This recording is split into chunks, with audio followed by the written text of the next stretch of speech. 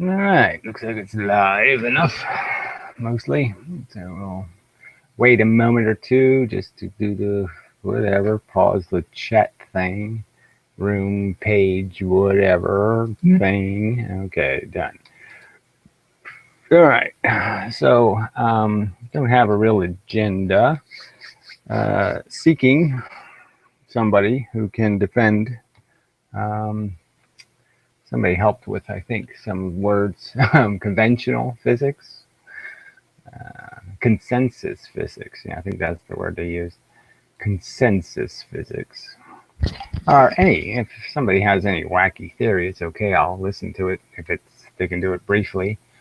But yeah, I don't have a real agenda. I could pick on the Ken guy. I mean, he did another video. Well, there was a couple of them actually. One of them was totally incomprehensible gop, and the other one was just flatly wrong about.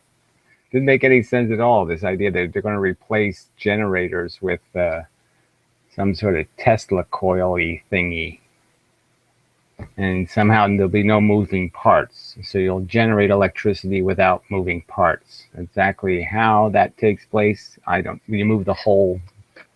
How exactly you shake it? I don't know. Didn't make any sense at all. Couldn't figure out what the fuck he was talking about. The whole point of generators is to turn mechanical energy into electrical energy. And you're just not going to do that with a coily thing without something moving. Something has to move. You have to move wire through a field. You can't do it any other way. Really. I mean, unless you're just making a transformer. A transformer isn't a generator. So that didn't make any sense at all. I still can't figure out what the fuck he was talking about.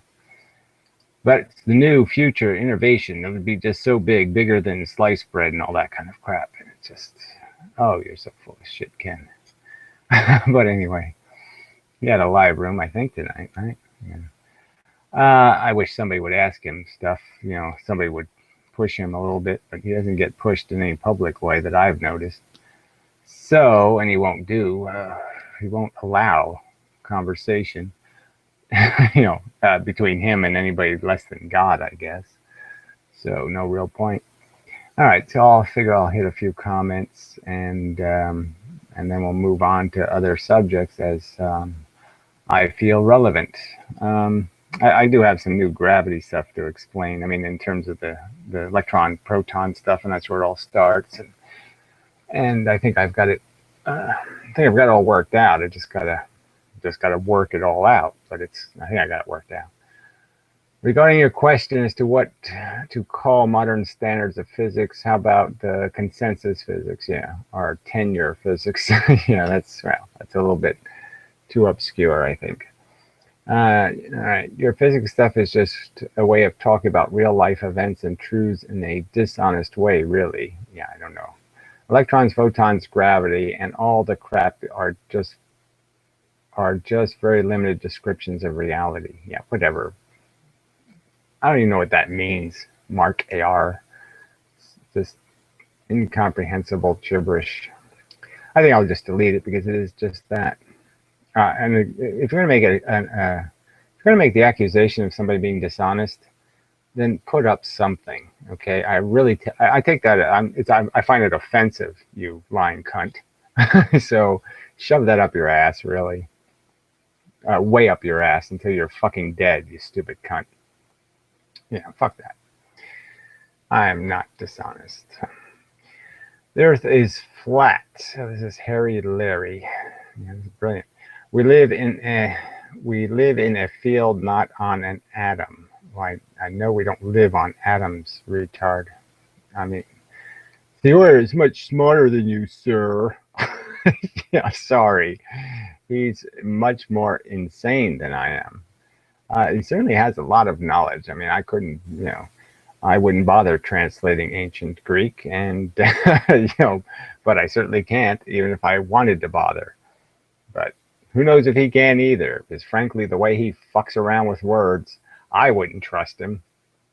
I mean, I really wouldn't. I mean, inertia doesn't mean what everybody thinks inertia is. So yeah, he's not even using any common language. He has his own special definition of inertia. Well, what's the point then? Why don't you just call it inertiabation or something, or pertinertia, or give it some other fucking label if it's not going to be anything anybody associates with the word inertia, you retard. So anyway, goodbye, Harry.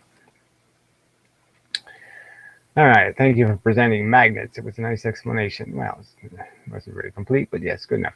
At around 6 mark U, there is the implication that these bits never rear-end collide. Yes, if you're going the speed of light, you can't, nothing is crashing into your ass.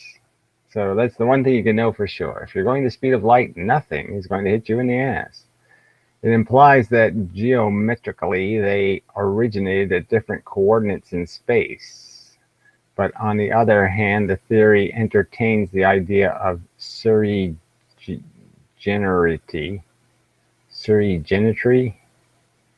I don't know.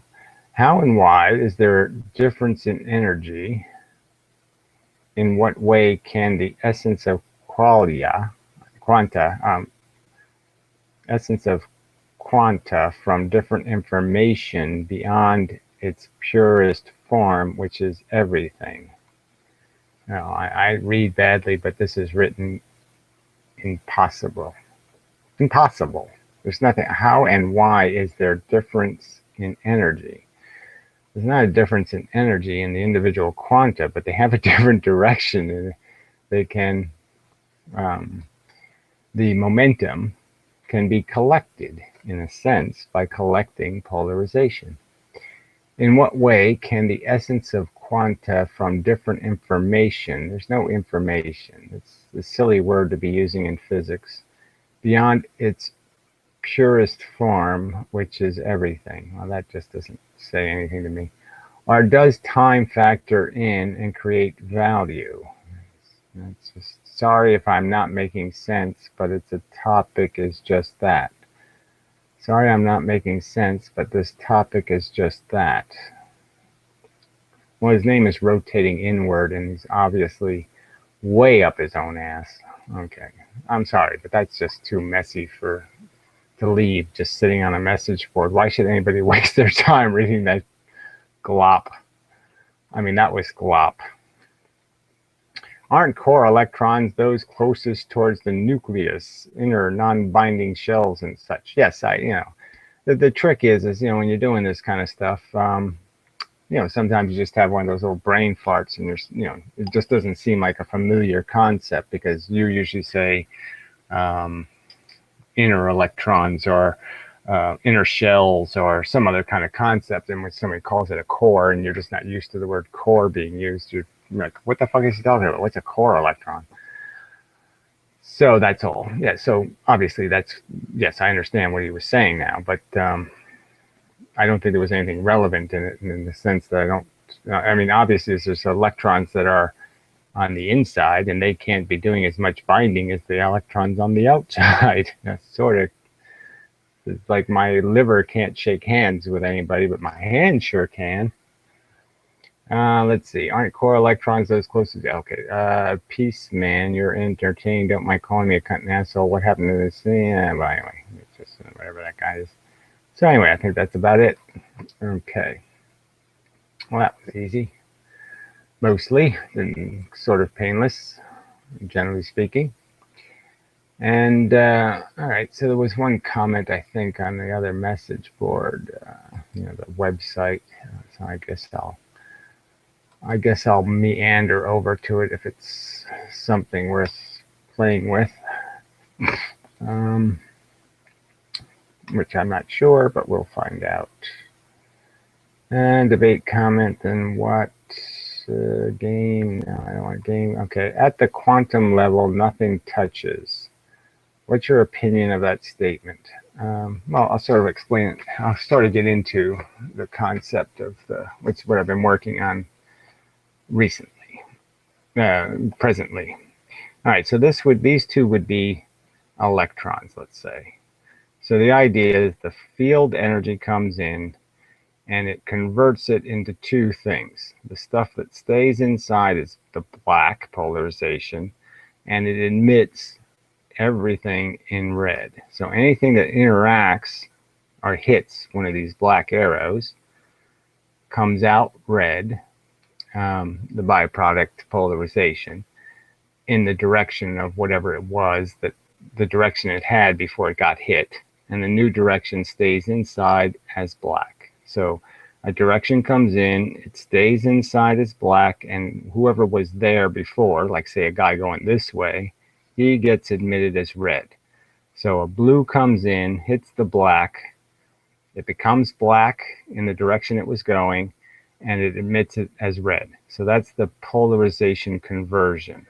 So the field energy comes in all kinds of polarizations, and it's emitted in one polarization, and it's retained. Its momentum is retained in one polarization, and its polarization is emitted in the direction of what was previously moving.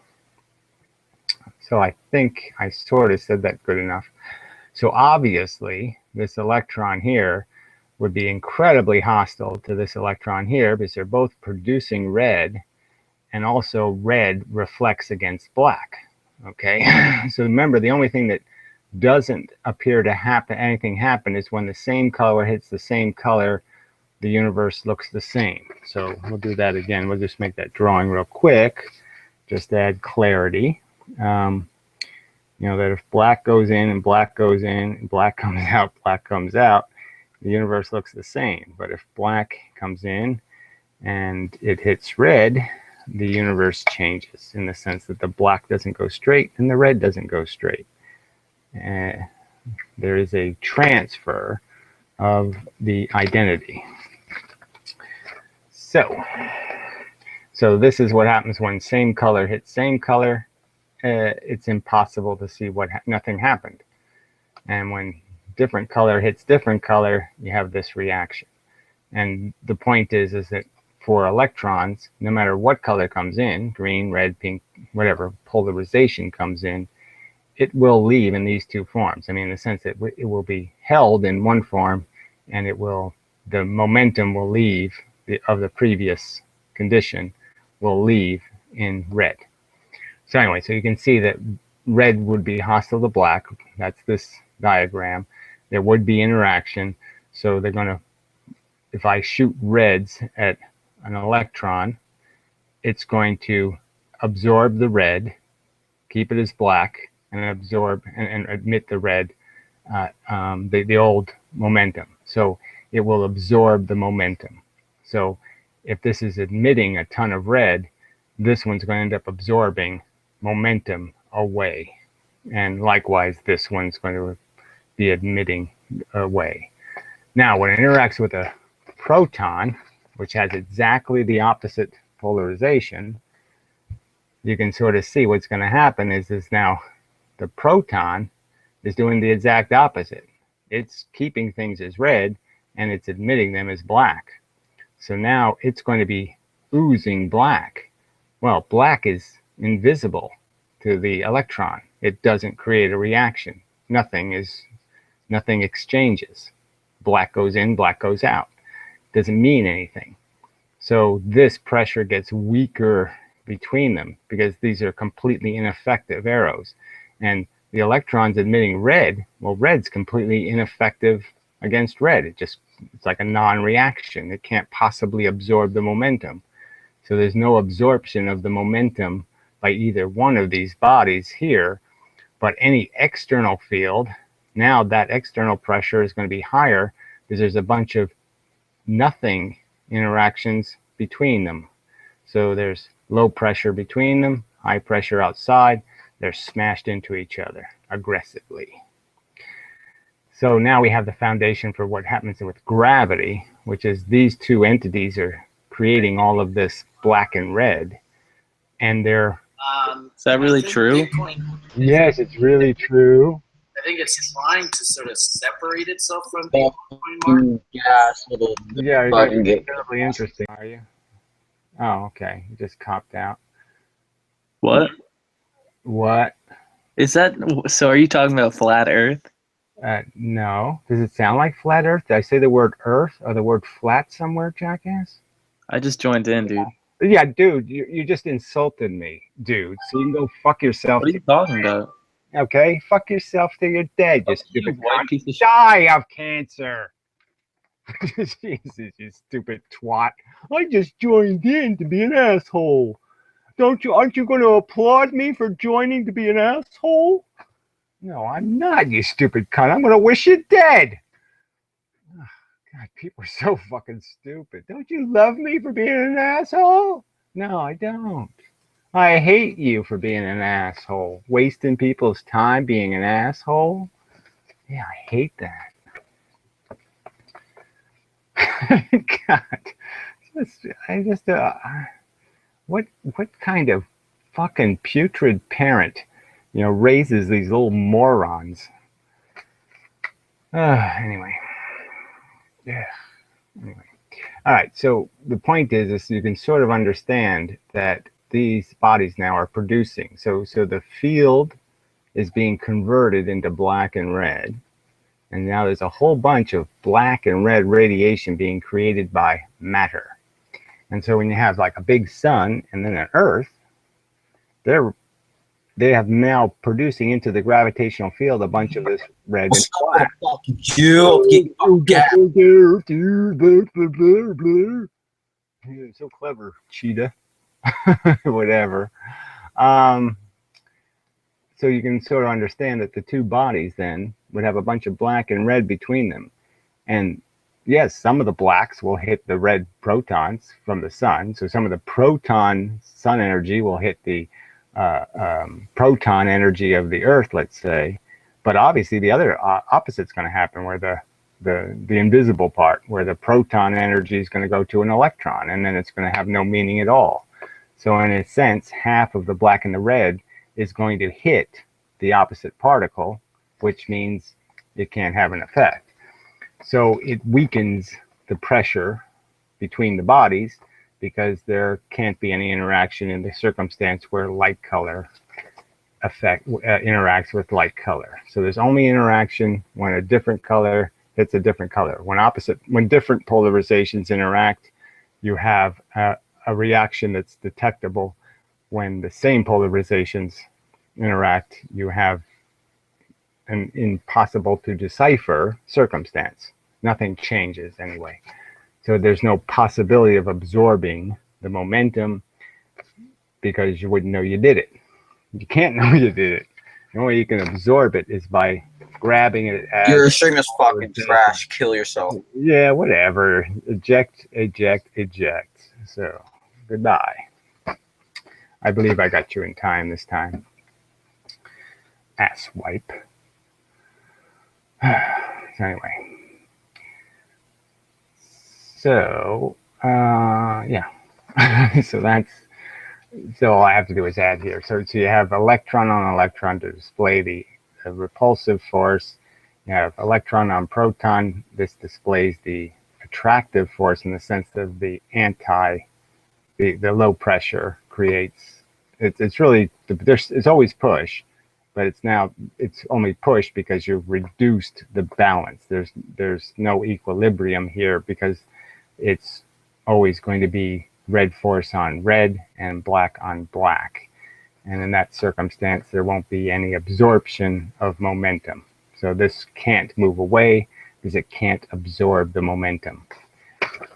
And then the circumstance of regular gravity is that these particles are interacting with each other, in a sense, around each other. And so you can see there'd be a ton of waste, in the sense that there'd be lots of red force hitting red particle and black force hitting black particle, which would be negated as force, and therefore the gravity between the two bodies would be weaker. Two material bodies is automatically going to be diminished, because they're going to be of the same polarization. Yeah, that does explain why gravity still works, and it explains why the cores of magnetism. So the real trick is what magnets are doing is really capitalizing on this circumstance. And somehow, through the arrangement of these electrons and protons, the magnet is allowed to segregate, it's able to segregate force. So essentially, by lining them up perfectly, you could say, like just the right number of electrons above a proton, you could sort of see that all the force that would go through would end up emitted as whatever the last thing was. So if the last thing was a proton, it would be emitted as black force. If the last thing on the surface was an electron, it will be emitted as a red force. And that's basically how magnets work, is they end up creating an arrangement where it's all red on the bottom and all black on the top, you could argue. And so the force is heavily dominated by the black quanta, polarization, irradiating like a light bulb. So that's the other thing to do, is just think of these things as the opposite of light bulbs. These things are just radiating these arrows, and that's what everything's doing. So it's the gravitational external force comes in, it essentially goes through you and comes out the other side, but it comes out as a different color radiation, a different polarization of radiation. And so you're radiating just as much as you're absorbing, but you're doing it in different polarizations, and that is the entire significant fact. Number one significant fact of the universe is that polarization is identity. Without it, you don't have any. Yeah. So, you can't possibly be a thing unless you have segregated polarization out of the field. Yeah. But you know, understanding the light bulb analogy, I think, is a good one, because that's what gravity should be thought of as, and magnetism. They're all the same force. They're all doing this inverse square thing. They're all work the same way, and it's all just like a light bulb. The radiation is stronger the closer you get, and you just think of it coming in or going out. And in the case of magnetism and attraction, there's more force on the outside coming in than force coming out, in the sense of the polarization. So it's the same amount of force on both sides. It's just that the things are sensitive to the polarization. So if it's all, you're sensitive to red, and it's all red coming in, you're not going to change. But if it's all black coming in, you're sensitive to black, then you're going to absorb that momentum and be pushed by that force. So forces that are of the same polarization that your matter is made of won't have any effect on you. Forces that are a different polarization will push you. You'll gain their momentum. You'll achieve velocity. So, Snow Pig. So, whoa, pig. 59. 59 is the year I was born.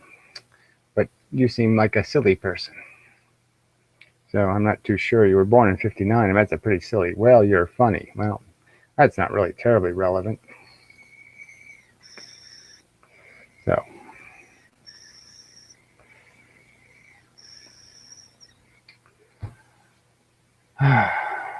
Yeah, it's like I'll be 59 in 2019.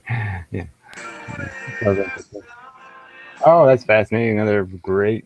Dude, this is a flat Earth discussion. That's another brilliant contribution to the room. Thank you so much. No, just get anal warts and die. Well, obviously, I advocate for there's no such thing as a wave of light. It doesn't even make sense. It's silly. It's nonsensical. You'd need a medium for it to move through if it was a wave of something. Light can't be proven to have a single thing about it that's electrical, or a single thing about it. No one in the history of mankind has ever produced anything called a magnetic effect by shooting photons around. They have no magnetic component. They have no electric component. There's no such thing as the wave duality problem. Photons are bits, little bits. I don't care what they're made out of, right? I mean, I could make them out of something. It's a little steel thing. It doesn't matter. It's a bit moving the speed of light in a straight line. And all it has is one thing. It has a polarization, a shape. So it's shaped longer than it is wide. So it can go through bars and such. Yeah, and it can get stuck. That's it. Nothing else. No other. Light has no other identifiable feature. It's a fucking frisbee moving the speed of light. Think of it that way. It's just a frisbee moving the speed of light. And it can frisbee in any angle. It just doesn't matter. It can do all the angles. If it was a sincere question, but I don't even know if it's sincere. I did answer the question. I mean, it's okay for you to answer him in the text, but yeah, I did answer it, I think. So if it can't be a wave, then it's got to be a thing. So I just don't like the word particle. Particle is a messy word. So I will try to run away from it because it really doesn't say anything. An element of momentum might be a better word to use. I mean, a photon is a one-dimensional element of momentum. It has momentum, mass, substance in one dimension. The dimension it's traveling in. It can't be seen, touched, interacted with in any way known in any other dimension. You can't see one going by. You can't do any of that.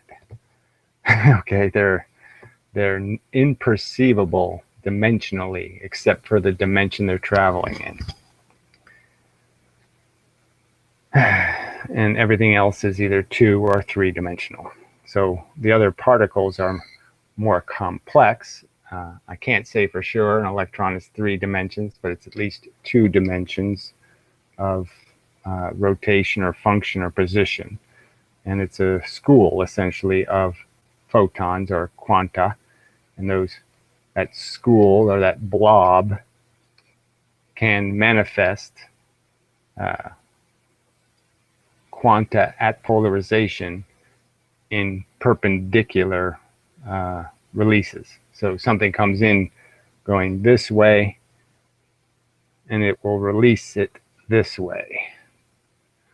So it does do that. And it will release it at a 90-degree angle to its motion, to the motion it acquires, to the momentum it acquires. So electrons do that. They release electromagnetic radiation, quanta of a specific polarization, out their sides, so to speak, when they acquire acceleration. When they have velocity, they're doing it also, but it's not extra. His name is John. It's so cool. Wow, you're such an interesting character. I can't wait till you have your own TV show. Yeah, it'll be so cool. Your own TV show. Yay!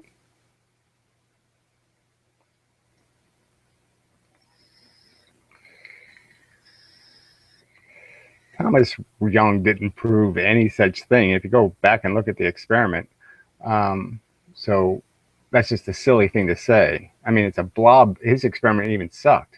But I'm just saying, go back to the single slit experiment, asshole. Why don't you explain how light gets an interference pattern with a single slit? Young's double slit is nothing. Explain the single slit experiment, retard, and then tell me how it's just like a wave. Because a single slit water wave has no interference pattern.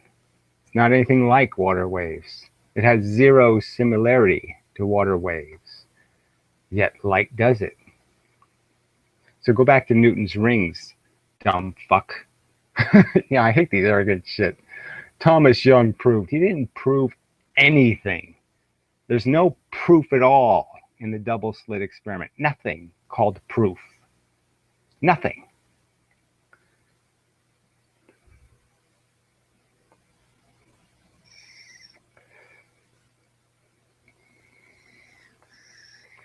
There's a phenomenon, it needs to be explained. The more significant the phenomenon obviously is single slit interference. So if you can explain single slit interference, you can explain double slit. So why don't you explain in the single slit how you end up with 2 photons that interfere with each other? Why don't you explain that, retard? And as soon as you say Huygens, I'm going to say infinite number of little waves are created, So you think physicists can say there's an infinite number of something in a confined space and still be reasonable or rational or even grammar school smart? I mean, even in grammar school, I heard about how infinite is a bizarre and strange concept in the real physical world, that it creates paradoxes. That's grammar school physics. And Huygens failed it.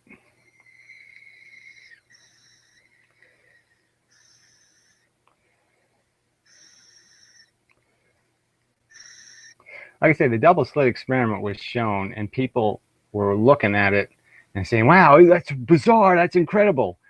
And it's because they didn't have knowledge. They had forgotten about Newton's rings. They had forgotten that small apertures with monochromatic light create rings of light. And rings of light, when you cut them, when you cut out a horizontal plane, are quite obviously bands of light. So the single aperture experiment is the same as the single slit experiment, and it's clearly an interference pattern, not just diffraction. Obviously, I'm saying it's caused by diffraction, but I'm just saying the pattern duplicates what they think of as interference patterns. And again, how do you explain it? Where's the second photon come from? How does it interfere with itself? And it doesn't in water. I can push water through a single slit all day long, and I'm not going to get bars of wave constructive and destructive interference. Not going to happen.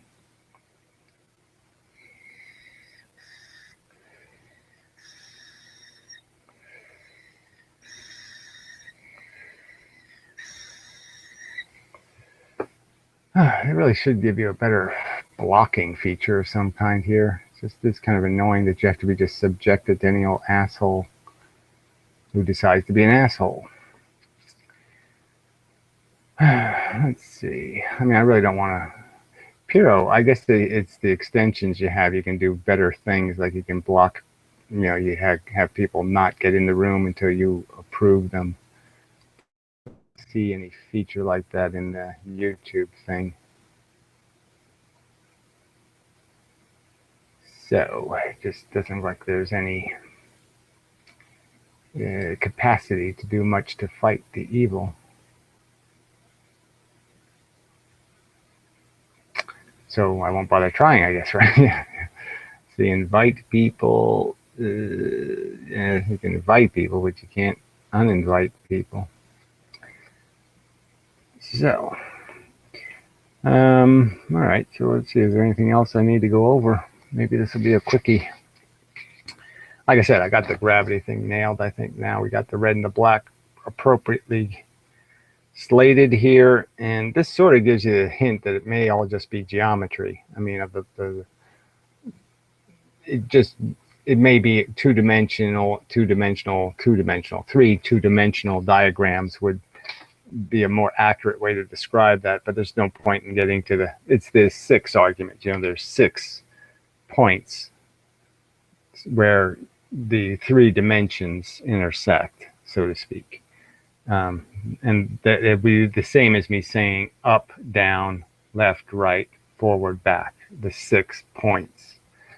And so those 6 points essentially have 4 halves, sort of. And planes, let's call them. Yeah, it's not probably the right word. But anyway, that overlap. And so, yeah, so there could be like the geometry could be 3-dimensional in the sense that the red and the black in each of the 3 dimensions is what you're really talking about. But I don't see, even just bringing it up, you just end up creating a, well, what, you mean it's not this way? Well, no, it is this way. It's just that it could have, the color thing could just be another way of representing this, and that the colors could be different sort of depending on what angle this is moving at into something that has 3 dimensions.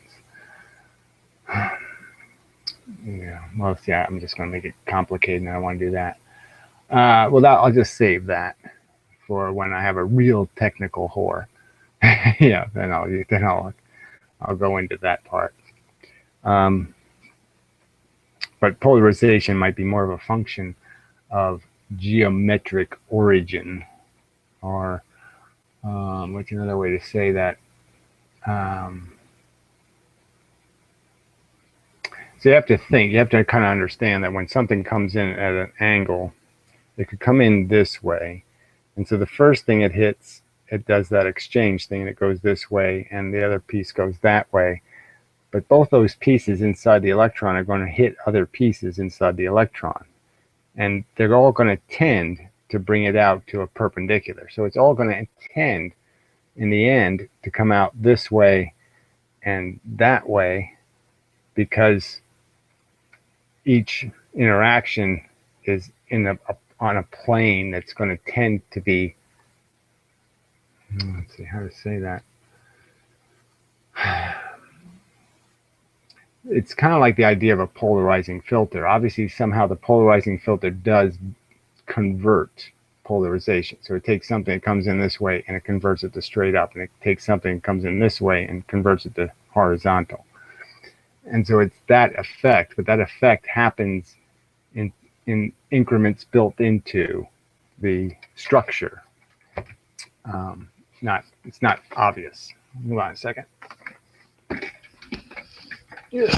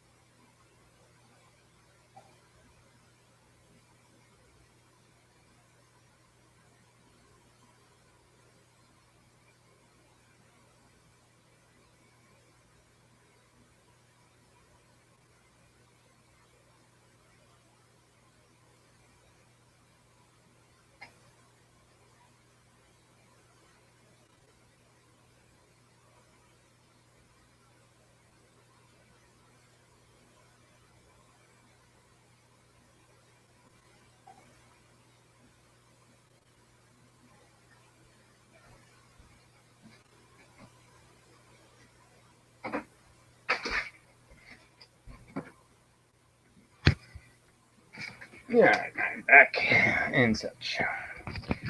Let's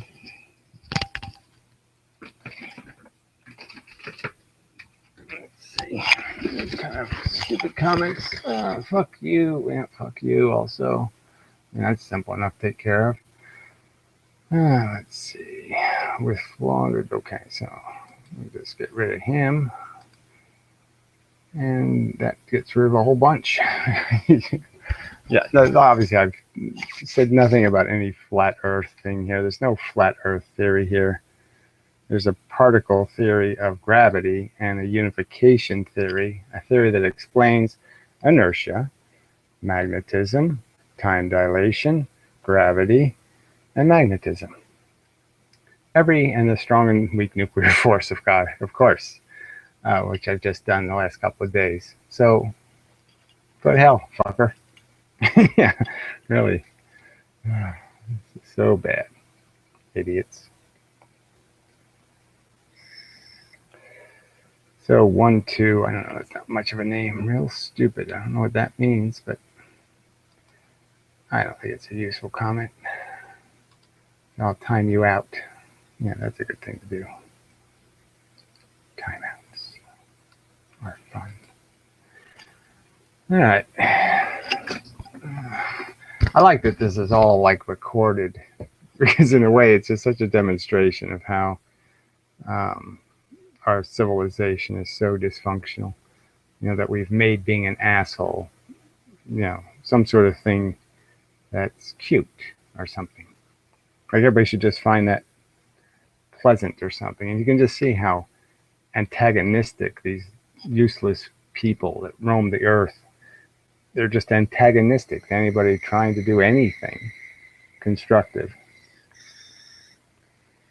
because they can't.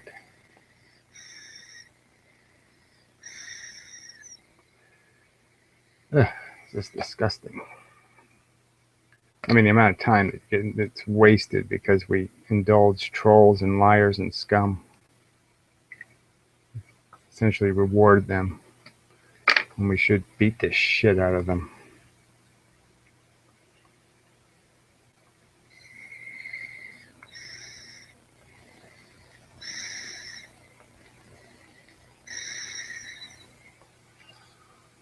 So, anyway, yeah. I mean, I wish there were more comments to deal with, but there aren't. So I'll talk a little bit about, like I say, Ken made a really silly video. I should be able to at least find the title of it. I don't know if we'll bother playing it, but I suppose we could try that. Since I'm here and I'm in the mood to talk. Huh? You deleted the videos? This Australia video wasn't the most recent video. I don't know, that doesn't seem right. Something's wrong here. It doesn't seem like the updated version. Huh, I don't know. Well, that's what it says, Gary. Alright, so we'll go with what it says. Alright, so... You need a website. Oh, why not do it yourself? That's annoying as hell. With Wix.com, you can create your own stunning portfolio web. Yeah, it's just going to be just great. You're paying for these commercials with the wonderful freeness. Where future technology is going. Alright. And this is what mankind will discover next. Okay, this is the next big discovery. AC generators. AC They generator. have all sorts of moving parts, and they have commutators. All right, so let's also understand. It's okay. So the first education here is AC generators really aren't that complicated if you make a good one. So if you make one with a permanent magnet, an AC generator, they're all AC generators. There's really no such thing as a DC generator without converting the AC into DC. So the first generator was an AC generator. And it's sort of the joke is because Tesla didn't invent the AC generator. All he did was improve an Edison's generator, which was kind of a piece of shit. So you take a junky piece of paper to do this. Just I don't want to waste a good one on this. Yeah, this junk. I should have a piece of scrap paper here somewhere. Come on, where's some scrappy paper? Oh, get one of these and fold it. Yes, my working papers. Yeah, I have to work. I have to do a lot of work to figure this stuff out. You have to draw stuff. It's irritating. Anyway, okay, so the original Edison generator was really stupid. Okay, so it was basically the spinny thing, right? Was just moved between two clunky poles. Okay, so this would go plus, then this would go plus, and so it was just spinning a big magnet inside of a really clunky looking thing. And Tesla got kind of clever and figured out, hey, wait a minute, if you put stuff on top of that and below that, it'll do even better, right? And then they went even a stage further and said, well, if you make this round, then you can put this round, and you can do this phase thing where you can just have the current phase changes go through around the motor, and the phase changes will spin the motor. So, in terms of the AC current phase. Well, anyway, so it wasn't exactly inventing something. I mean, it certainly was an invention, but I'm just saying it wasn't exactly the light bulb. It was just this, just sensible improvements, logical improvements to a device. So anyway, the point to be made here is he's talking about AC generators as if they're horribly inefficient, and frankly, they're highly efficient if you make one well. They're really efficient. Make a good one, it does a very good job of converting in reverse movement into electricity. All right, so let's do some more of this. I mean, it's like, I mean, see, an alternator just doesn't use permanent magnets. It uses coils and then coils to create magnetism. So the magnetism is all electrical. And that's where it gets a little more complicated. But technically, in an AC motor, you don't need brushes, which is nice. And in an AC generator, you don't need brushes if you don't mind having a pretty bad electrical current. I mean, where the cycles is not controlled. So you don't end up with like 60 cycle AC current. You end up with, depending on how fast you spin it, will decide how what the frequency of the AC is. So it's not quite as efficient in that sense. All right. Well, anyway, I mean, I'm not an expert. I'm just saying that part you kind of know that that's how motors work. They spin a magnet inside of a magnet, a coil inside of a coil, a magnet inside of a coil. The combination, one of those combinations has to exist. So it's coil inside of a coil, or it's a magnet inside of a coil, or it's a magnet around a coil, but some combination like that. And all you're doing is spinning it, and that spin is changing is basically giving the wire time to evacuate. And if it's moving the motor, then it's doing the opposite. But I mean, generating and motor and generator are just, you know, one's converting electricity into mechanical motion, one's converting mechanical motion into electricity. Now, the thing that Ken didn't do was explain how you can convert mechanical energy into electricity without any moving parts. That sounds pretty much insane. How do I take motion, it's a moving part, and convert it into electricity? I mean, how do I do that without there being a moving part somewhere? Something has to move. It doesn't make any sense. You understand that, right? You can understand that doesn't make any sense, right? I don't have to explain why that doesn't make any sense, do I? All right, let's see. Trying real stupid. Typing real stupid in all caps seems like a troll comment. Oh, yes, that's true. He said flat earth was real. I said real stupid. Oh, good. All right, well, I'm glad you're...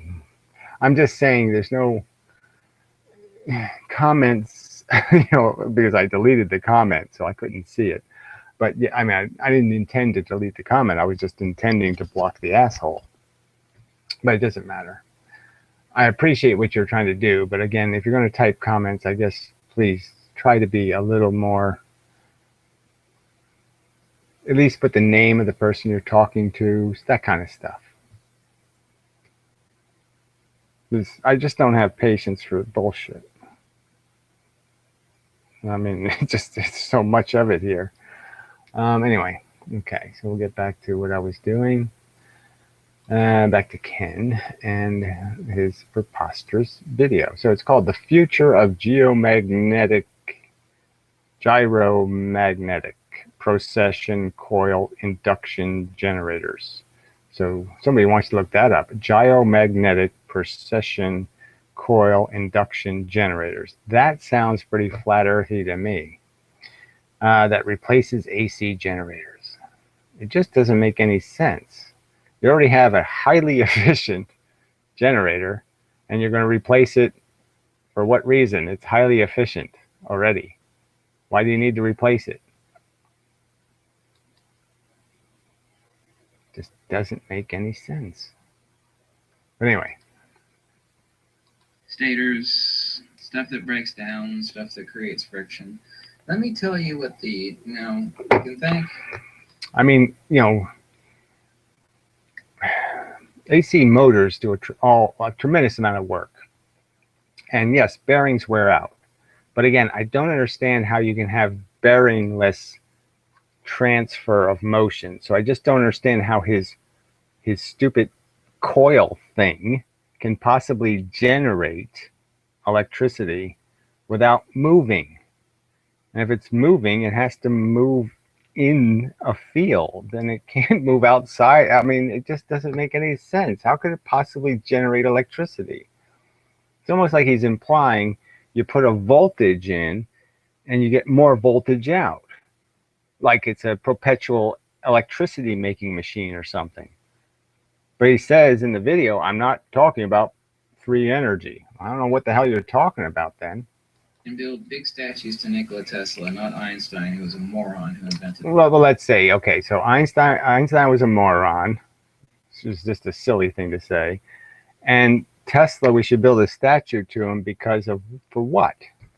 For being one of the the guys who wasted the biggest pile of money ever, or the guy who couldn't do what he was paid to do ever? What are we going to build a statue to him for? Nothing. Build big old statues to Nikola Tesla for creating the AC generator, which gives power to the entire world. Okay, let's understand he didn't create the AC generator. That never happened. Okay, Edison did, and Tesla improved it. So let's just understand that he didn't create it. DC generators are AC generators. There's no such thing as a direct current generator. You can't really make one. I mean, you can make one, but I'm just saying it starts off with alternating current, and it puts it through a bridge to clean it. It puts it through diodes to turn into DC. That's what your alternator does. Okay, anyway. Right. Okay.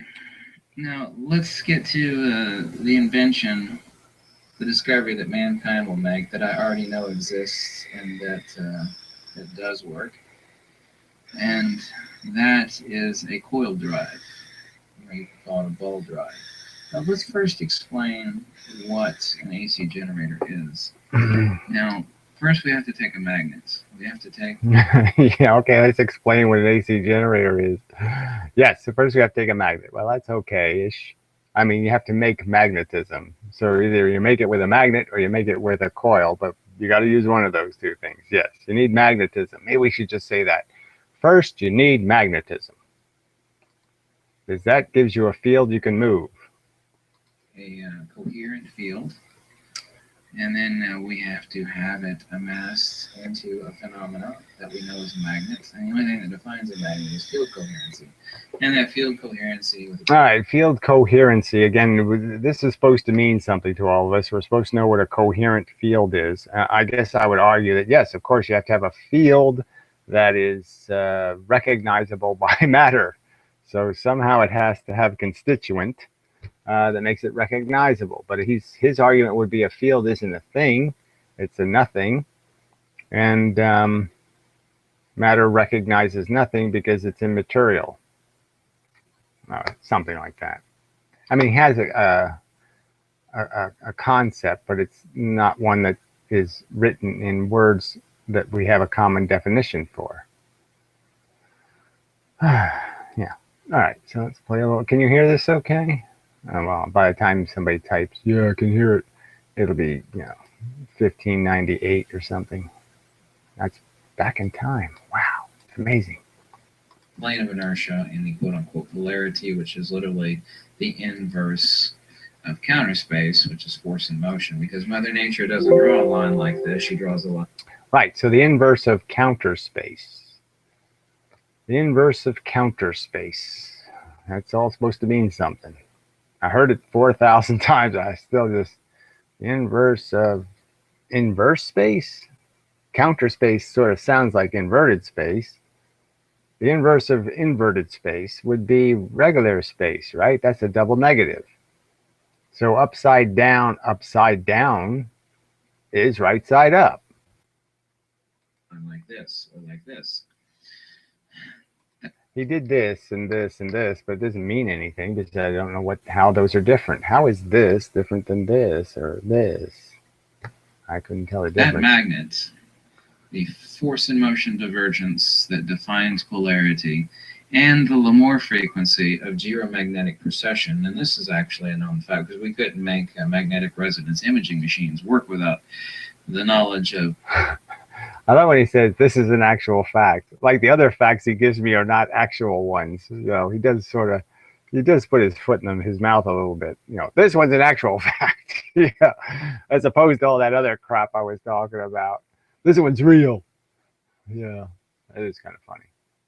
Yeah, I mean, I find it humorous. The geomagnetic precession. It's called the Lamore frequency. Okay. What is? Yeah, and I would assume that has something to do with not really a frequency, but a wobble. You know, there's a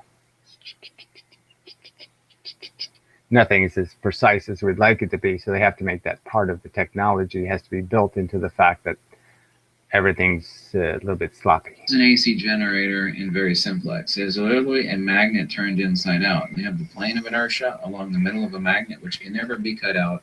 So I've told you before, and this is an okay, it can never be cut out, but they somehow turn the magnet inside out, so they must cut it out because they put the plane of inertia on the outside of the magnet and blah, blah, blah, blah, blah, which doesn't happen. And I know it, and you know it. So that's just crap until you show me one. That's just crap.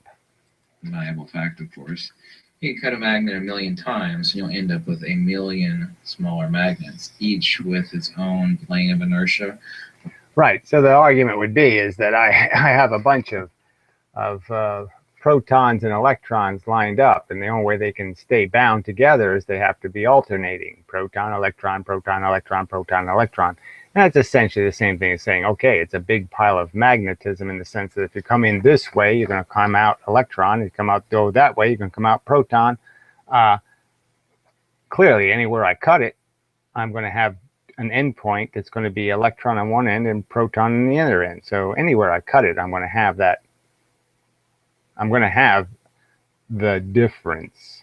And the difference is the difference. The difference is I'm always going to be cutting it through the poles. I can't cut it anywhere else but through a plane of inertia. And this is the essentially a small magnet would be this. The plane of inertia is the line between the electron and the proton. That's the plane of inertia. Okay.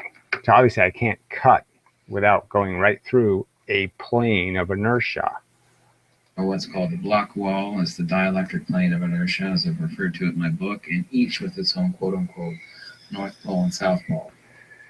It is incommensurable. Well, quote-unquote is the key factor words here. So that obviously there's no real North and South Pole. There's just an alignment, and the alignment doesn't change.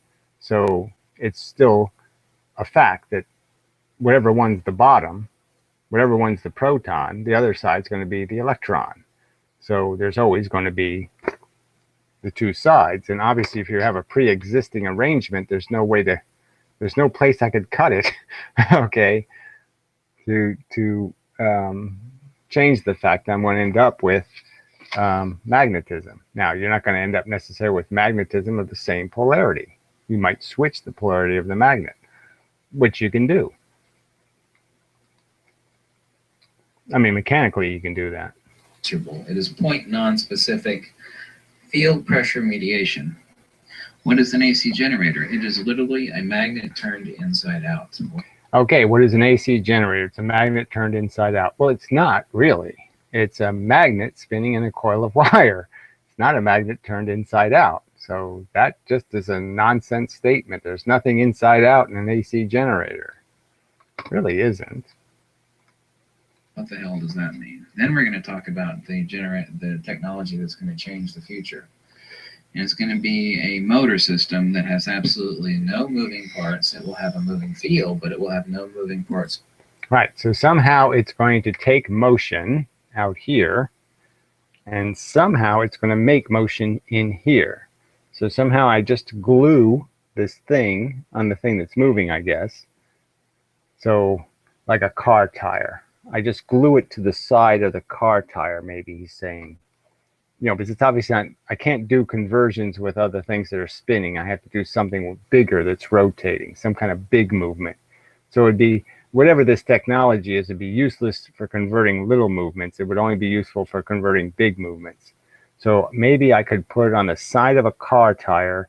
It would move with the tire, and because it's moving in the Earth's gravity or something, it's going to create a huge amount of electricity or something. I bet it's not.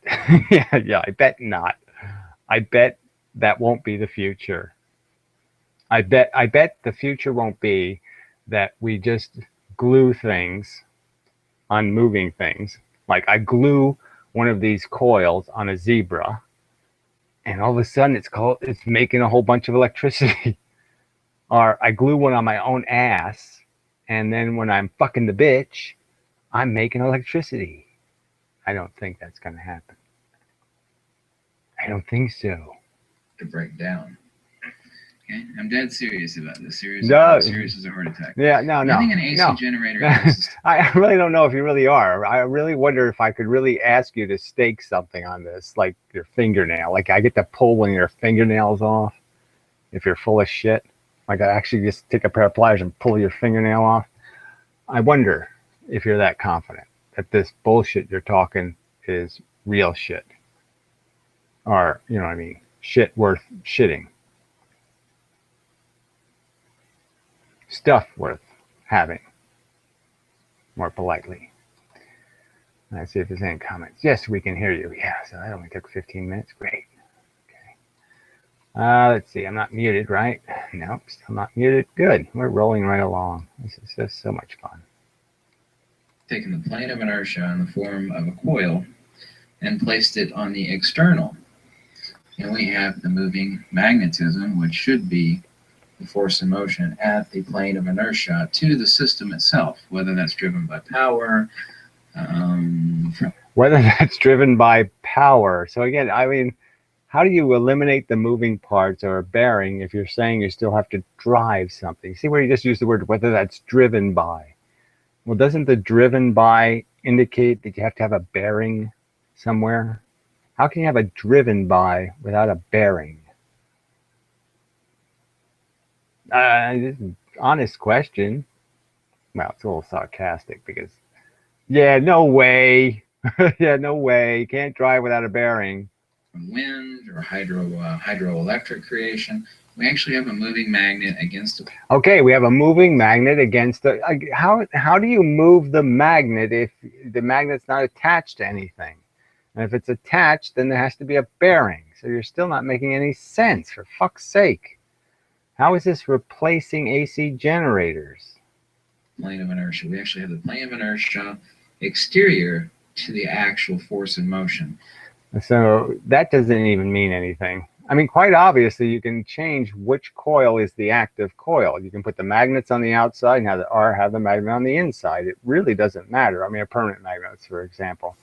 And you'll have the same effect. It's just if you have the permanent magnets on the outside, it just means you're going to have a communicator to brushes to collect the electricity from the inner coil. And lots of motors do that because they can put a very heavy coil on the inside, very thick wire, and therefore put a very strong magnetic field on the outside. Literally, yes. An AC generator is a magnet turned inside out. A magnet natively is force in motion on the outside, i.e. magnetic polarity, and the plane of inertia on the inside. Again, that's just such nonsense. We know the magnet is polarized inside the AC generator, and we know the poles move, and that's what's entirely creating the AC pattern. So I don't even know why this is even in dispute. There's no plane of inertia involved. The plane of inertia is irrelevant to an AC motor.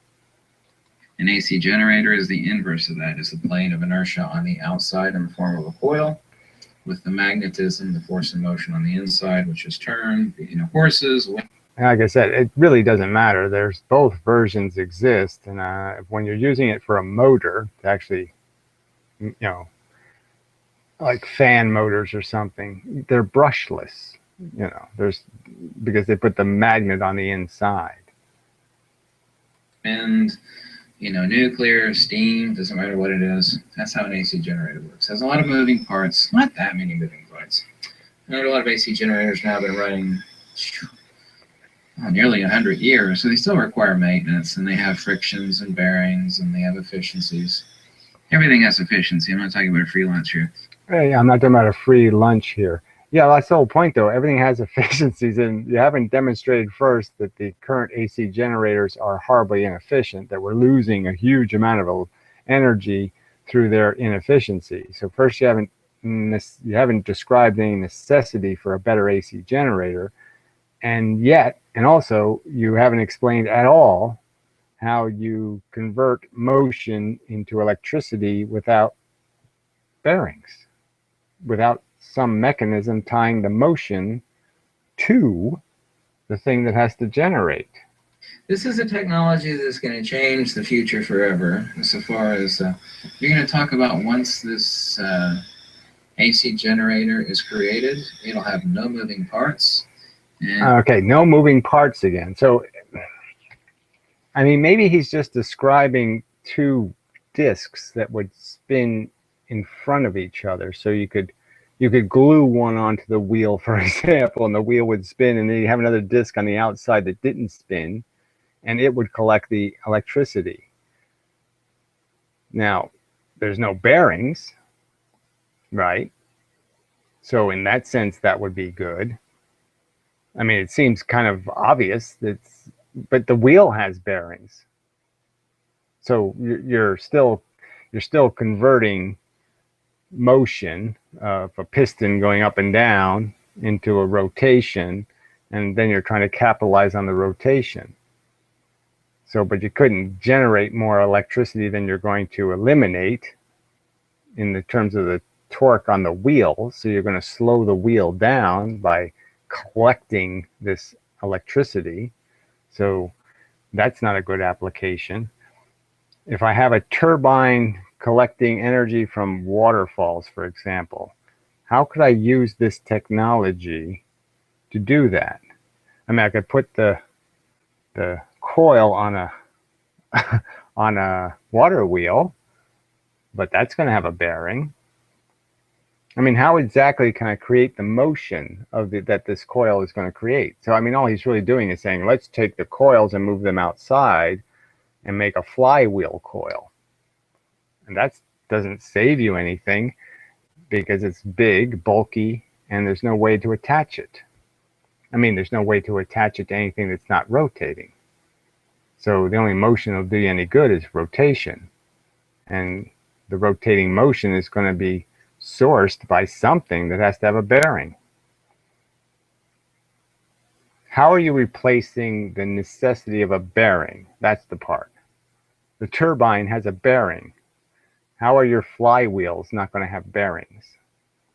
And it's never going to break down. If it could be sealed in cement or some sort of epoxy resin that I've actually thought of. And other than the output of the leads, it will have absolutely no moving parts. There's nothing to, I mean, anything can be destroyed if you smash it with a hammer, of course. We're not talking about that. But it will literally be a generator to work forever. And it can be scaled up or scaled down to various sizes. And this is the AC power generator that's going to change the world. Yeah, like I said, I just don't see it being able to do that. I'm just trying to think if there's a true application where the extra bearing is truly going to be eliminated. Because you have one side that's fixed and one side that has to be glued on something that's rotating. Now, in a regular generator, you have the rotating thing. You got a bearing. You always have to have a bearing. So you eliminate the bearing between the thing that's spinning. Yeah, I guess you're just, yeah, okay. So I guess in that sense, I can say, all right, but what if inefficiencies are you going to have to deal with because of making it essentially a flywheel motor?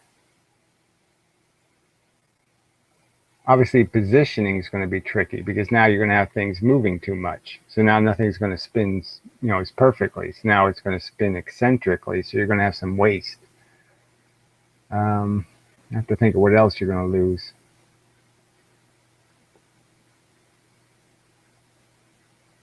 Yeah. All right. I'm sorry. I was just trying to think of how, I still think, I don't.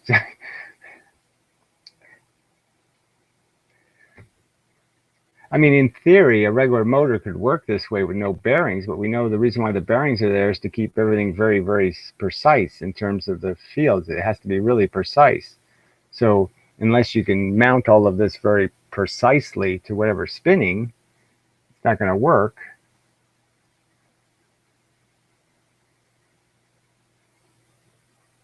So I'm just trying to go back to the water wheel example. And so it's still a problem. I mean, a turbine is a direct, there's only one bearing, right? The bearing that holds the armature. So that's the only spinning part. So the blades spin.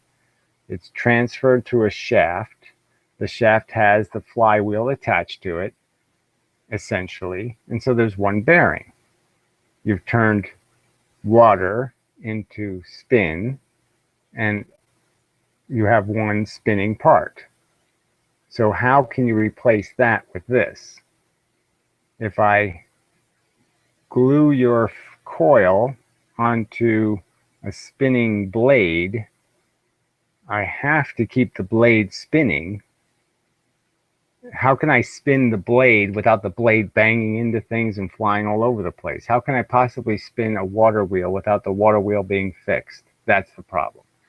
You have to fix it somehow. You have to tie it to it. So why don't you just explain how you're going to do this with water without still having one shaft somewhere with a bearing on it? Yeah, okay, that's it. That's the challenge. Explain to me how you replace a water turbine and the bearing, the minimum of having at least one bearing. The way it works is off using gyromagnetic precession along a rodent coil. I don't know if you know what the hell a rodent coil looks like. It basically kind of looks like this. Here's an image of a rodent coil. Either a staged rodent coil, which will look like a ball, or a rodent coil itself that's so compact and so thick. All right, so it's basically a pizza or something, you know what I mean? It's whatever. It's just taking the coil and spreading it out like spokes on a wheel. And so you're moving the spokes, the coils, the individual magnets through turns. So you're just taking magnetism again and just moving it through a conductor, past a conductor. And so the conductor will acquire the electricity of the moving field magnets. And that's all this is. So it's just a flywheel, essentially. It's like a clutch type, two clutch plates, that kind of scenario. It's two flywheels facing each other that have, one has the magnetizable coil, one has the receiving coil. So this doesn't really eliminate anything.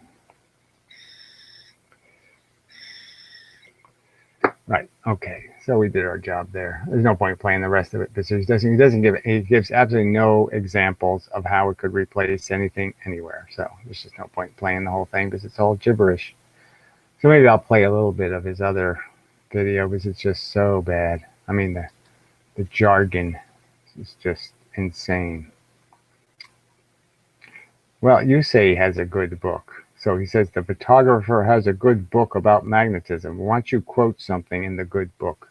So you go get your copy of the good book, and why don't you quote me one rational sentence out of that book? Just one. Really good sentence. Like one sentence that just says, wow, everybody just doesn't get it. This is so obvious. Yeah, no, you're no chance, asshole.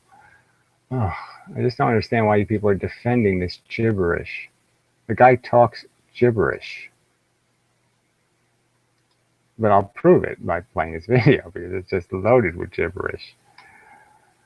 Loaded. Alright, it's more Fuji this. Fuji this week is all Fuji. Let's see. Epic fanboys hates Fuji. Okay, whatever. Blah, blah, blah, blah, blah. All right, secrets of the field, conjugate. So here we go. Secrets of the field, conjugate vortex, the foundation of all cosmic mechanics and magnetism. Conjugate vortex. So it's a vortex of sexual intercourse. Someone were to explain the nature of cosmic mechanics in a really simple fashion. All right, so it's so funny. The guy says something like he's going to explain it in a really simple fashion, and he says things like conjugate vortex and lack of inertia, and that's supposed to be simple. I've tried to explain 100 times about what actually defines a magnet in denotation, and the only thing that actually does define a magnet is field coherency. Right. So it's in denotation. He can't say a word like describe it with a complete, accurate sentence, or denotation is just basically definition. So it's just saying, how do you define something? And so why would you even say denotation? Why wouldn't you say that a good definition would be, he just can't use regular language. What does coherency mean? Well, people say, well, something that's coherent means it's in phase. That's a meaningless statement. In phase actually means that there is a single incommensurate locus by which a field perturbation, whether that's longitudinal, transverse. A field perturbation, so whether it's moving vertically or horizontally, so this is a blip, dominoes flipping, whether they're flipping up or flipping sideways, something like that. Or toroidal operates from a single plenum, a single plane of inertia. Single plane of inertia. So it operates from a single plane of inertia, which again, how does anybody turn this into any kind of structure? How do I build one of these out of Legos? What is this mechanical thing? How do I deal with this as something supposed to be physical? How is this a physical thing? No, it's not. Like that gigantic magnet, that $1,000 magnet that's about yay big that I mess with in some of my videos. That magnet is not extremely powerful. It's pretty damn powerful. We know for a fact that, like just turning on a cathode ray tube, you can actually stand back from 20 feet and actually wave the thing like this, and you can actually see the effect. Wow. So he's saying his big magnet can move the electrons in a cathode ray tube at 20 feet. I don't know whether it can or can't, but regardless, that science is rock solid. So here he's going to make a claim that basically the inverse square law doesn't apply to magnetism, that unlike light bulbs, there's no rule. Okay, I could have really intense light a foot away, and at 2 feet away, there's no light at all.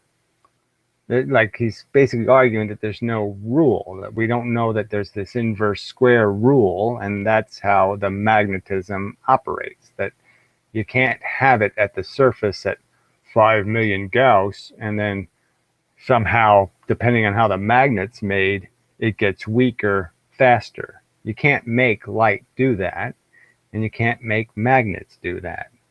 You'll never make a light bulb that's super bright 1 foot away and super not bright 2 feet away. There's rules. You can't break the rules.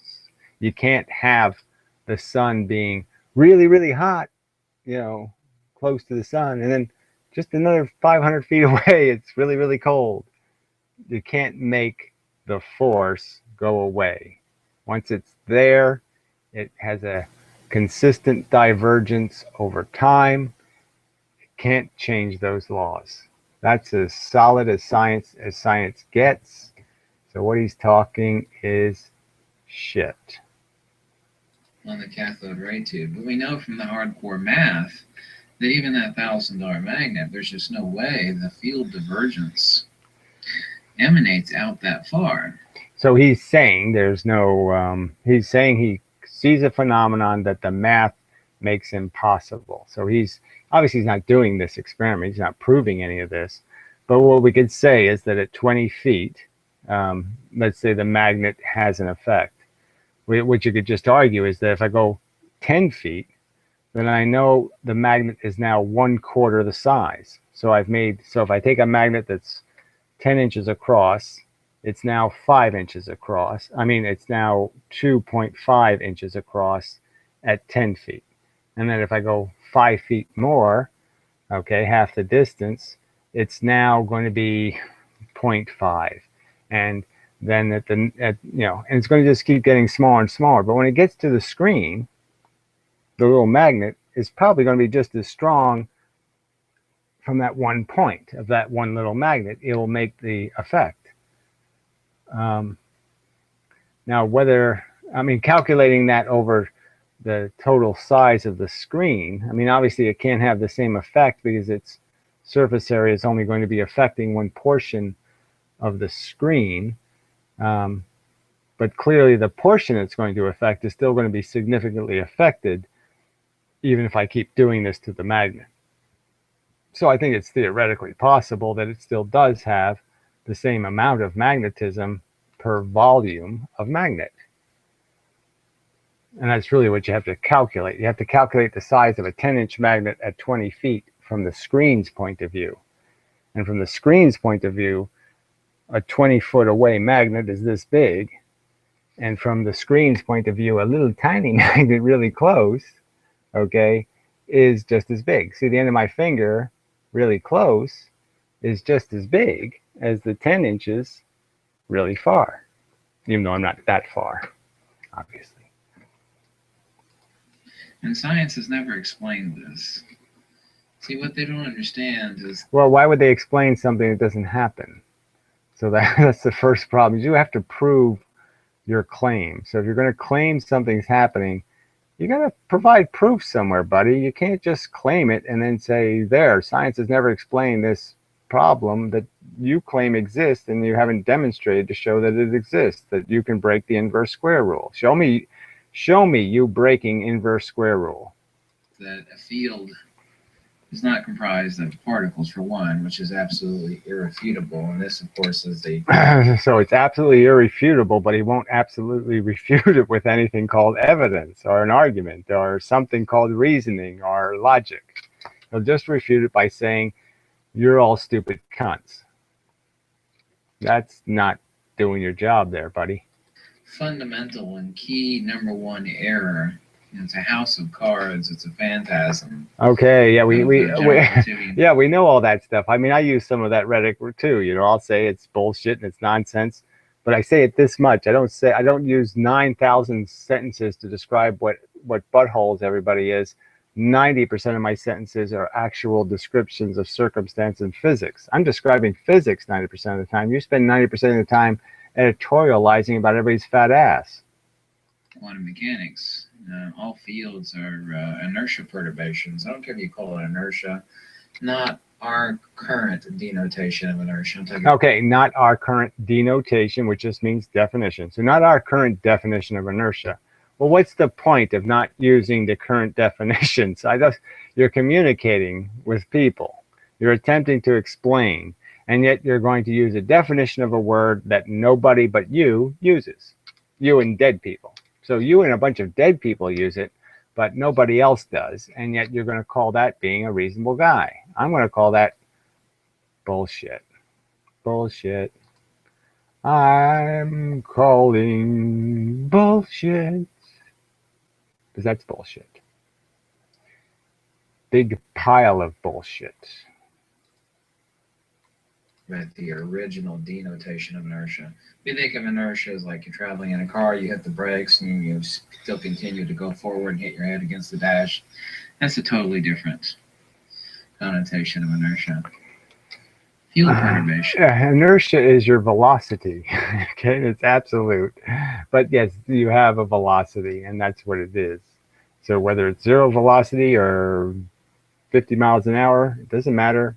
That's your state. And if you change your state, you will change your inertial condition. An ether perturbation, inertia perturbation.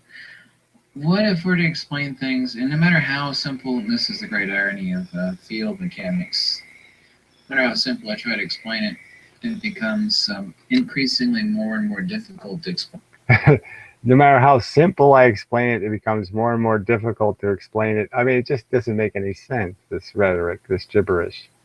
It's obviously what you're claiming to exist is not a simple thing.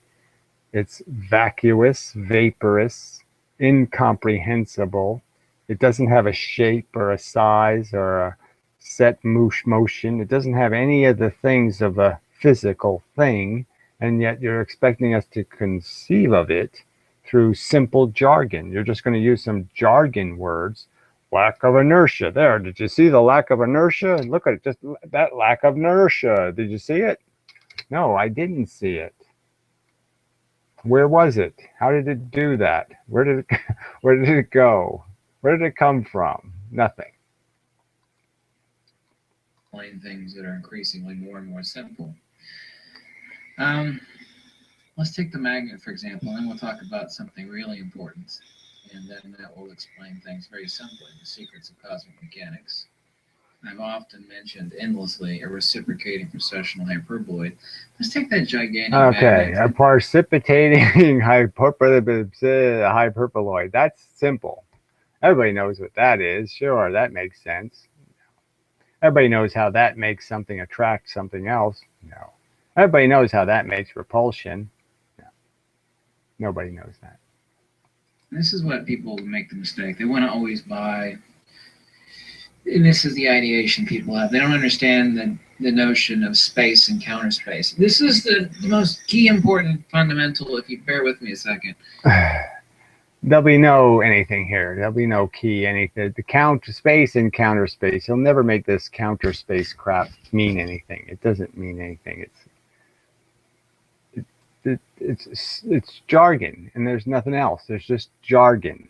There's no conception. There's no rational denotation. Yeah. It's undefined mush. Oh, here's a quote from the book. Magnetism is what is etheric pair of fountains and countersinks. So you're arguing with me that that's brilliant. I'll say clearly that doesn't make any sense to me. Etheric pair of fountains and countersinks. Huh? Yeah, sorry. Whatever. I mean, I never even heard him say magnetism is not in the video, so that's all new jargon. Sounds quite silly. You'll understand the key fundamental of cosmic mechanics. You'll have a much better grasp on it. Okay. People want to buy like a more powerful magnet. Look at the N rating, the Gaussian ratings. Like, N38 is kind of good, 40's better, 45's great, 50's awesome. Now we've got like N55 Gauss. Right. So that would be essentially lumens or something, right? There's a certain number of photons created by a light bulb, and what he's arguing is that number is a fake, and it's, you know, you can have the lumens at 1 foot, but they disappear at 3 feet. No, there's rules. You can't disobey the rules. Super powerful neodymium iron borons. And then when people buy these, they get disappointed. I'm just using this as an example to explain a really, really key important concept that you've never heard about before. And I'll get to that. And they're disappointed. They think that they've been lied to, like when they buy a really powerful magnet. Sometimes like these. Well, let's understand that magnets, the shape of a magnet's really important. So if you have a magnet and you shape it, what you're essentially doing is changing the density of those of that red and black being able to interact with each other. So if I took this magnet and I cut it out and cut it in, cut it out, cut it in, I would be taking away from it in a sense by creating all those surfaces. I would be creating elements where it's going to keep changing its polarity, its field, but the field will keep crashing into another field, and it won't be increasing because it's not going through any density. So it's thin magnetism because you're, creating almost air in the magnet, which is not going to make the magnet stronger. It can't be made stronger that way, because the real key is that you want the, see how to say that, and you need the number of the amount of field is going to be dependent on the number, right, of electrons and protons. The electrons and protons are creating the field.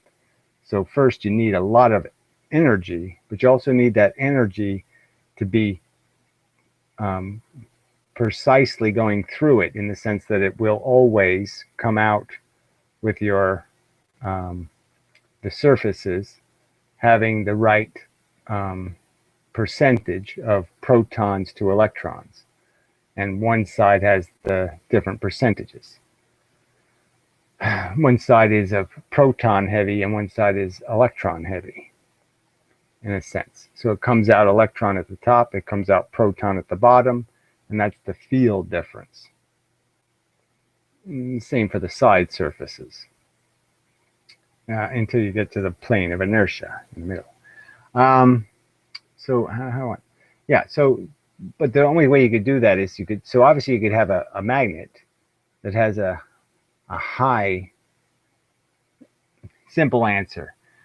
If I was to compare a magnet to a light bulb, the problem is magnets aren't like light bulbs. Magnets radiate a lot here and here and here and here, but they don't radiate anything here.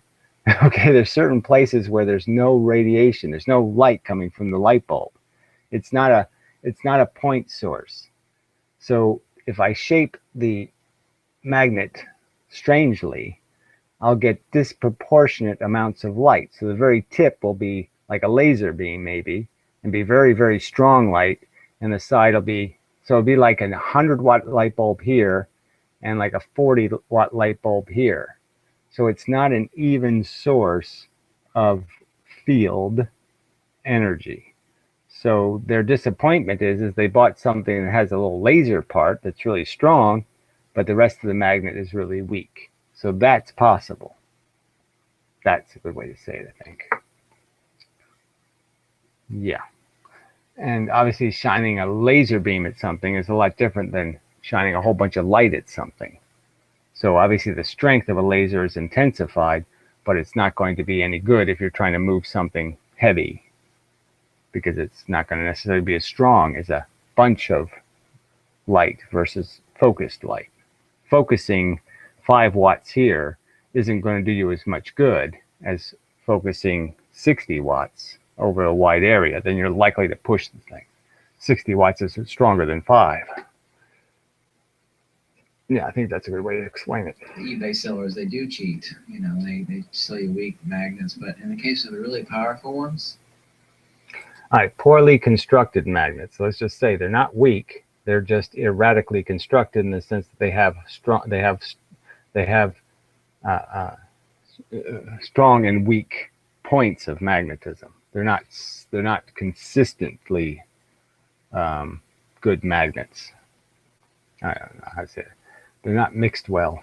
The field is very, very shallow. In other words, it's like if you have 2 magnets. So that's the wrong way to put it. It's not that the field is shallow, it's that it's small. I mean, it's the radius of bright light is small. So he's trying to imply that the overall strength is weak, but it is. But the real point is that it does have a strong point that's real. So it's like a flashlight with a laser built in. I have one of those. You know what I mean? You can turn the flashlight on, you can turn a laser on. It's like a magnet that has a little laser bit, but the rest of the magnet is kind of a weak light. It's of exact same size and exact same quality of build. Well, there. One is like an in. Okay, so it's not the exact same size and it's not the exact same quality of build. So that's the real difference. So you just said something that doesn't make any sense. If they were exactly the same, then they'd be exactly the same. They're not exactly the same. That's the whole point. Their build is different, and the consistency of the magnetic radiation they produce is different. The profile of the field created is different. 40 Gauss, and the other one is an M55 Gauss. The field, the powerful field emanations of those, so far as what the common idiot refers to as magnetic attraction, which of course is dielectric acceleration, is very shallow on a much more powerful magnet. So again, to analogize to light, magnets don't produce light from as a point source. So the magnet can have very different light production density capacity. Based on the density or the form of the magnet, the ability to produce magnetic field radiation can dramatically change through the substance of the magnet. And why does it work that way? It's because magnetism is, as Faraday called it, the dielectric field. It is the loss of inertia. The secret I discovered, and this is my discovery, is why it's tattooed right in the most important part of my body, 1/5⁻³ is the expression of the loss of inertia. That's the primary. No, it isn't tattooed on his penis as far as I know. It's on his wrist. I guess he thinks it's the most important part of his body. I don't agree with him on that observation either. I have much more important parts. So yeah, there's really no point in going over it and over it, right? I mean, this gets a little tedious because he's not going to explain anything. I'll play a little bit more, but he's just not going anywhere with this. 3/5⁻10. What does that mean? I mean, you know, he says it, and you're just like, well, how does that mean two magnets are stick to each other? How does that make a magnet stick to another magnet? No explanation, just gibberish. Primordial fractal of the entire universe. Fractal. The loss of inertia is always expressed in this lack of inertia. Again, lack of inertia. You could say deceleration. I could understand that. You could say acceleration. I could understand that. You could say presence of velocity. I can understand that. Absence of velocity. I can understand that. But this lack of inertia crap, how can I possibly make any sense out of that? expression, 1/5⁻³ if we express 1/5⁻³. I just, again, what the fuck's a phi anyway? I mean, maybe I should know, but I really don't know what a phi is. inertia as 1, what is the expression of the loss of inertia as defined in its pure nativity, in its pure natural state? People say, well, why would a super powerful magnet, and follow with me here, I'm going to get to the key point, but you have to follow a chain of logic. Look, I've already broken your chain, and I pointed out that a magnet isn't a point source. A magnet isn't like a light bulb, in the sense that it doesn't produce consistent radiation from all points of the magnet. It produces inconsistent radiation, depending on how the magnet is structured. The field strength at this corner is stronger than the field strength at this side, and even at this point here. So each surface has a different field strength. The center would be strong because you can sort of get the diagonal idea, that the energy has to go through the diagonal, so it's got more likelihood that it's going to hit the outside particles more. So it's going to keep going through them and hitting more of them. So the more you have a chance of hitting stuff, the more likely you're going to come out red, if this is the red side, let's say. So the more density you have to travel through, the more likely, if I'm a quanton, a blue quanton, the more likely I'm going to come out red, the thicker this stuff is. If it's thin, I might get right through it and never even hit anything. But if it's thick, there's more chance I'm coming out red. So you can sort of get that. You could draw the lines yourself of the geometry, and the longer the line is, the stronger the field is going to be. The higher the likelihood of polarization conversion.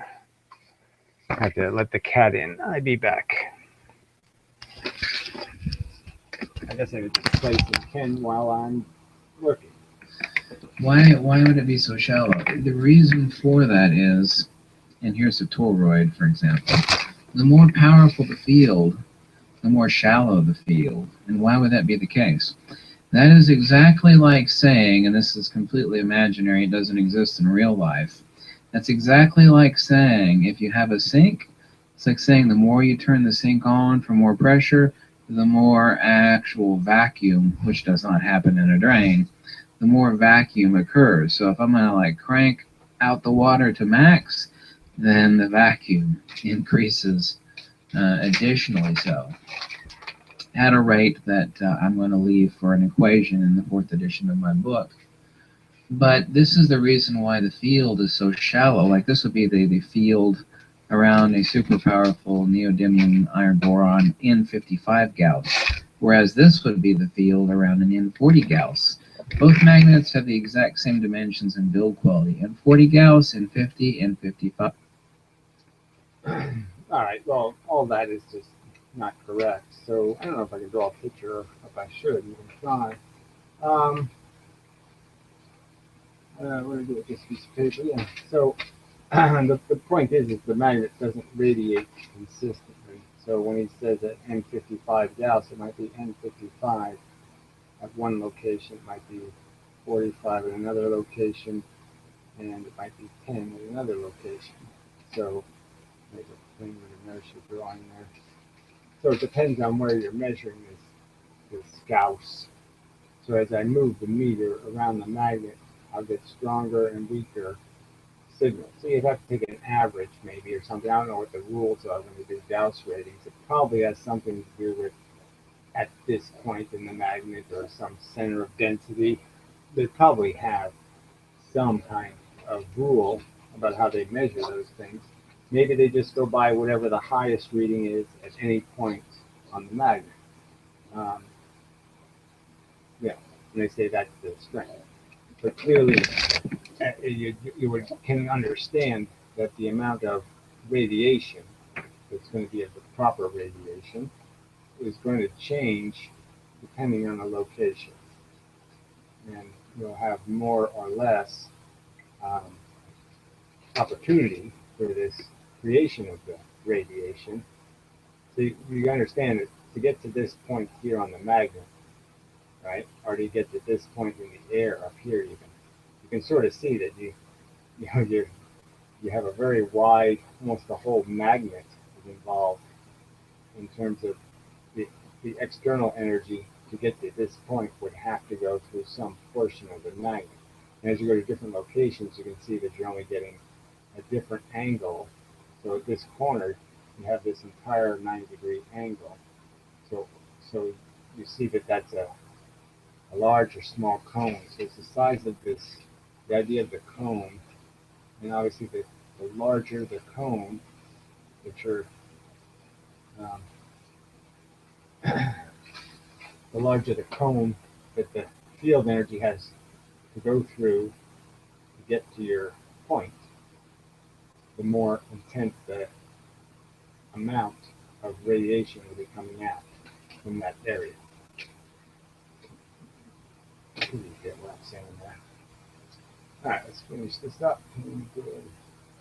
We'll do a little bit more. Right? I'm only halfway through this video, so I'll jump ahead a little bit. This way, because the more I turn the water up, the more the drain is actually sucking the water down. It's like if you're trying to fill a base. Okay, so he's using this drain analogy as if there's something coming in, and something going out, and something going in, something going out. Somehow the drain clogs or something, and doesn't have anything to do with it. There's something I wanted to add. What I will point out, I did want to get to that actually. I want to make a video on the subject. We'll have to get back to magnets since we used the black and the red for this drawing. Because the plane of inertia does get kind of interesting because that's a location where essentially you could sort of think of it as, a place where the polarity is changing. What else did you think of it? Well, just it's just that there's all this blackness is going up here, and then all the redness is coming down the opposite way, and creating all this opportunity for conversion. And so, in that sense, there is a kind of movement, but it's again just the movement of the polarization. There's no real momentum change, so it's not like the magnet's being ripped apart because it's hitting each other, and this part wants to fly off, and this part wants to fly away this way. So it can't absorb the momentum because obviously it's a solid object. So in that sense, he's correct. There has to be some migration of the polarization through the magnet. So this part circulates everything from this, circulates in, to go into this plane of inertia, and this is doing the same thing. It's taking everything into the plane of inertia, and then it's getting converted, and then swinging back in again. So it's a constant conversion. I don't want to say it's a constant conversion. It's not doing a loop thing. It's just that in principle, that's what's happening. Because things are becoming more black and red the longer they travel through the magnet. So the more a blue, for example, travels through the magnet, the more conversion it's doing black and red, and the more that's all it is. Yeah, there's no drain. And with water, it's like, well, you got a little bit of basin, add in 40 gauss to stick your hands in the water, if you will, as it's slowly going down the drain. You're like, well, I want a little bit more water, so what I'm going to do is I'm going to turn on the tap more. But what happens when you do that at a rate with an equation that I'll define in the 4th edition, which is really this equation on my wrist, you actually get increased acceleration. So the more you actually turn the water on, the shallower the pool, if you will, in my crude analogy. Right. So he's basically saying the inverse rule doesn't count. So I would argue that the magnet overall does have a Gauss reading that you could take as an average, and that average is going to work over distances.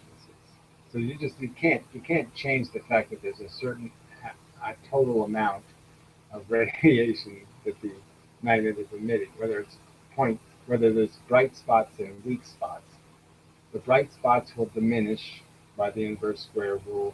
The weak spots will diminish by the inverse square rule. That you can't change. He's implying you can. You can't. There's no crack. You will get at the bottom of the sink. And this is why, and this is an absolute hardcore fact. Absolute hardcore fact again. Why the fields on super powerful magnets are very, very, very shallow. My buddy who... well, again, that's just not true. So this is a pretty powerful magnet. The field is declining by the inverse square rule. And the rating across the surface of this magnet, so if we just use this surface of the thing, it's fairly consistent. I mean, obviously it is stronger at this angle, and it is stronger at the center.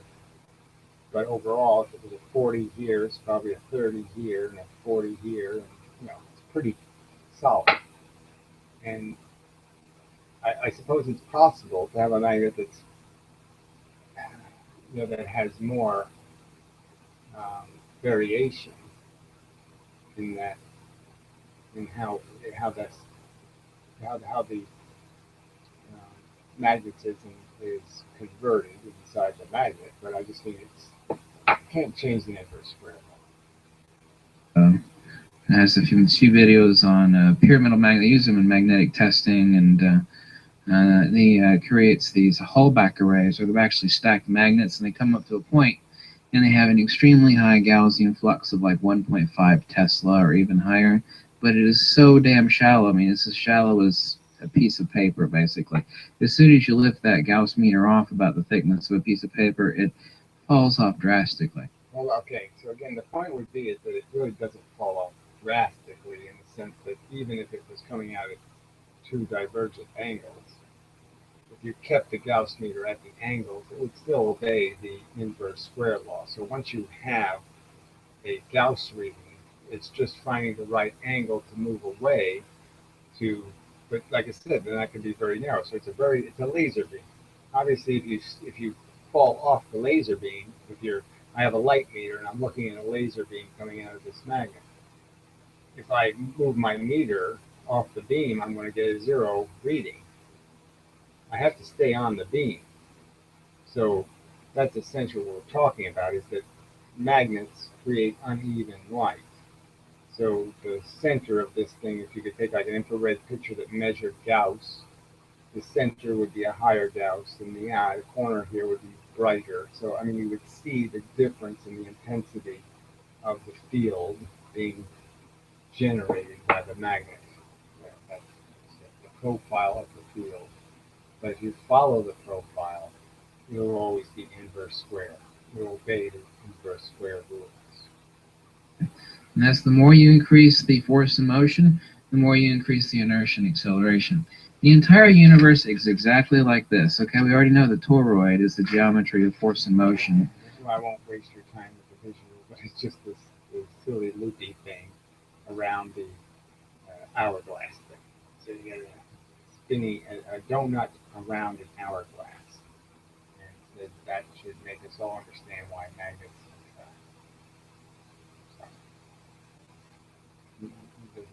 Motion geometry of the creation of, not of space. Space is not a thing. Space has no properties, as Nikola Tesla said. This is a conjugate, means permanently joined, like Siamese twins. I mean, some people don't know what the word conjugate means. A lot of people need a bigger vocabulary. It's the toroid and the hyperboloid. Hyperboloid, hourglass. Yeah, well, some people need less vocabulary or more common vocabulary if they wish to be educated. If you wish to educate other people, you certainly have to use words that are going to be understood, but if you're attempting to edify. Shape, toroid, donut shape, if you want to make things really simple. And together, these form what is technically.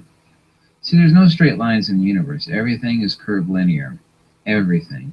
There is not one single straight line in the universe.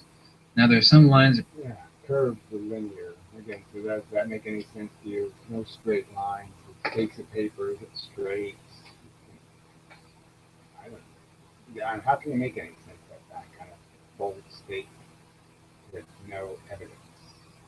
It just sounds like that. Hyperbole. They're very long that seem straight, but ultimately there's not a single straight line in the entire universe. Doesn't exist. It can't exist. This is the conjugate vortex geometry of force of motion, inertia, and acceleration. Light and illumination. The most simplex principles in the universe are conjugate, light and illumination, force and motion, inertia, and acceleration. It's the conjugate vortex. Force and motion, centrifugal. Force and motion, obviously I'd go for that. There's forces and they will impose acceleration on things called matter. Centrifugal divergence. Centrifugal divergence, that I don't go really for. Centripetal convergence. Centripetal convergence doesn't really mean much. It means stuff coming out, stuff going in. Doesn't explain why two magnets fly into each other or two magnets fly away from each other. You still have to explain force and how the force affects the matter.